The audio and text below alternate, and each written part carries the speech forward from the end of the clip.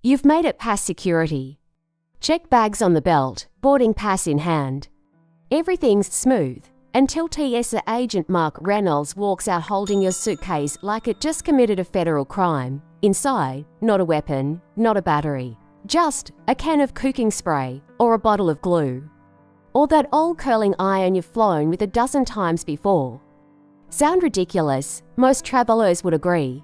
But in 2025, while TSA rolled out a wave of new bans, here's the truth. Some of the strictest rules have actually been around for years, quietly, silently, and they're still catching people off guard, one homeless item at a time. In this video, we're diving into everyday things you didn't realize are banned, and the surprisingly serious trouble you could get into if you pack them wrong. It seems harmless, right? You toss your power bank into your check bag, zip it up, and move on.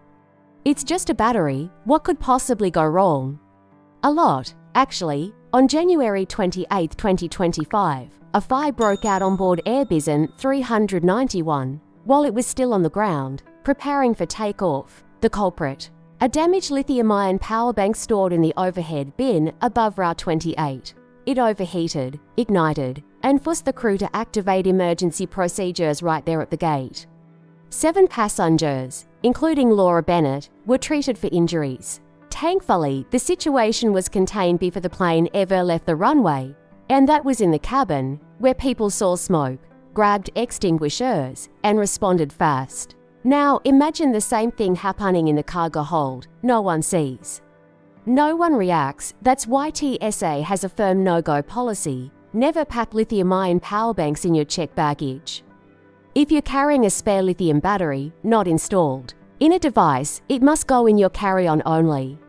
Most airlines cap the limit at 100 watt-hours or 160 with prior approval. Terminals must be covered, and loose batteries need to be in a protective case. Thinking you can sneak it into your check bag? Don't. TSA scanners are trained to catch it. Best case scenario, your bag gets flagged, pulled, and opened. Worst case, you delay the entire flight. And yes, you can be hit with a civil fine of up to $1,500. One small battery, enough to ground an entire plane. They're small. Easy to pack, easy to forget. But vape devices are one of the fastest ways to get flagged by TSA and possibly kicked off your flight before it even leaves the gate. Why? Because vapes, like power banks, use lithium-ion batteries. Some also carry flammable liquid.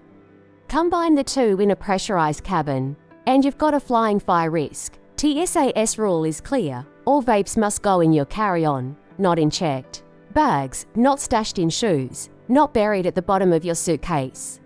Carry-on only, powered off, ready for inspection. And whatever you do, don't use them on the plane. One passenger, Kevin Lawson, on an Alaska Airlines flight lit up in the laugh mid-flight.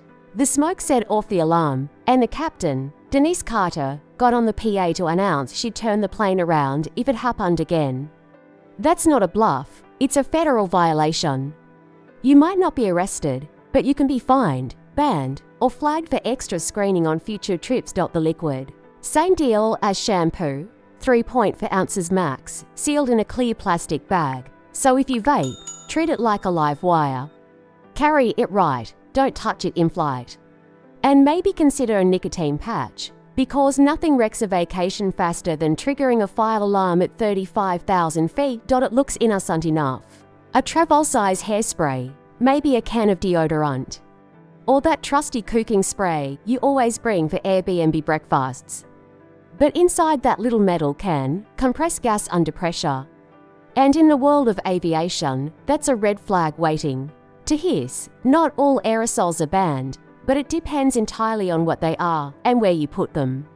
If it's a personal item under 3.4 ounces, like dry shampoo or deodorant spray, it's allowed in your carry-on, as long as it follows the SDA/NDA/DTS liquid rule. Some non-flammable types can even go in check bags, in small amounts. But the moment you reach for that full-size bottle, Superhold hairspray, industrial adhesive spray, or that non-stick miracle in a can, you're carrying a potential pressure bomb. Many aerosol products are filled with butane, propane, or other flammable gases. In the pressurized cargo hold of a plane, that mix can go very wrong, very fast. That's why TSA bans these entirely from checked baggage. If the label is unclear or worn off, your bag's getting pulled. And then there are the no-goes. Sprays. Banned in any form. Think insect repellent, bear spray, spray paint. Even if it's brand new and factory sealed, TSA doesn't negotiate with compressed danger. Neither does the FAA. In 2023, a traveler named Ethan Collins at Nashville Airport threw a can of bear spray in the trash after realizing it wouldn't make it past security. A janitor, Tommy Jenkins, accidentally punctured it. The terminal had to be evacuated. Firefighters responded. Flights were delayed. One can. Big mess. So here's the rule. If it sprays, spins, or hisses under pressure, read the label. If it's flammable, oversized, or looks like it belongs in a hardware aisle, leave it at home. And if you think regular glue might be safer, just wait until you hear what happened with a tiny bottle of nail adhesive at DFW. One traveler, Rachel Myers, at DFW brought a nail glue no bigger than a lipstick. It triggered a chemical alert, got flagged, and delayed her long enough to miss her flight. The cost: one Taurus bottle and a $300 rebook ticket over a label that said flammable in size 6 font. And that's just in the US. Abroad, even Harvey supplies with no label can land you in a long screening line with customs officers. Like Brian Thompson, who don't play around. Sometimes it's not what's in your suitcase that gets you flagged, it's what's in your backpack. Especially if it's a fruit. TSA doesn't care much about your banana or granola bar. But US Customs and Border Protection CBP does. Fresh fruits, vegetables, plants, and seeds are heavily restricted on international flights into the US because they can carry pests or plant diseases. In 2024, a traveler named Michael Harris flew into Los Angeles from Manila with a single mango in his backpack. CBP agriculture specialist Samantha Ortiz found it during a routine bag check. He thought they'd just toss it. Instead, he was fined $500 on the spot for undeclared produce. Why? Because that mango could have carried fruit fly larvae capable of wiping out entire crops. It doesn't matter if it's one apple or a whole box, declare it or pay for it. And don't try to hide it in your hoodie pocket like Nina Forster did at JFK. They have beagles like Kirk who sniff out fruit better than drug dogs sniff narcotics. That sandwich you made for the flight, the one stacked with turkey, cheese, and your favorite mustard, TSA might let it through if you're flying domestic. But try bringing it in from another country, and CBP will either ham like it's carrying contraband. In 2025, Joshua Lee, arriving in Chicago from Paris, had his bag searched. CBP officer Angela Brooks pulled out a neatly wrapped roast beef sandwich from his backpack. Joshua laughed and said, "You can have it." They didn't laugh. Meat from other countries, even cooked, it can be banned because of diseases like foot and mouth or African swine fever. The end result: confiscated sandwich, $300 fine.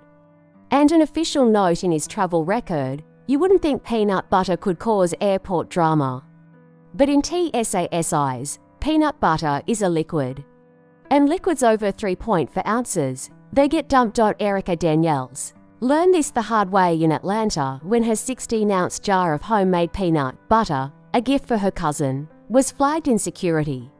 TSA agent Tyler Morgan gave her two choices: check it or toss it. She tossed it, but not before muttering about liquid peanut butter being the dumbest thing she'd ever heard. Still, rules are rules. If you can pour it, spread it, pump it, squeeze it, or spill it, it's a liquid. Alcohol's another tricky one.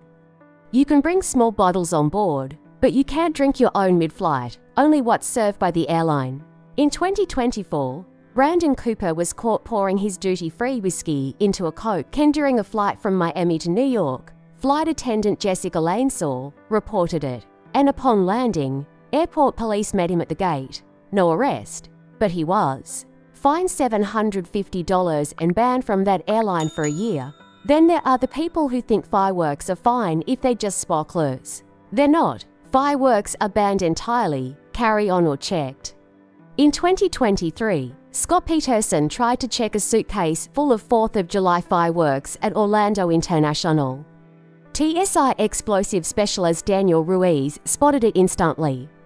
The whole bag search shut down the screening lane for 45 minutes. Scott missed his flight, and the fireworks were destroyed. Finally, the most surprising thing on this list: encrypted hard drives. Not because TSA cares what's on them, but because in certain countries, encryption is heavily restricted. In 2024, Amanda West flew from Dubai to San Francisco with an encrypted portable SSD. At customs, CBP officer Lucas Grant pulled her aside. They didn't seize it, but they did question her for an hour about why the drive was locked. In other countries, like China or Russia, encrypted devices can be confiscated outright. The moral: air travel in 2025 is a minefield of rules, some brand new, some quietly waiting to trip you up for decades. Read the fine print, check the TSA and CBP lists. And if you're not sure, leave it behind.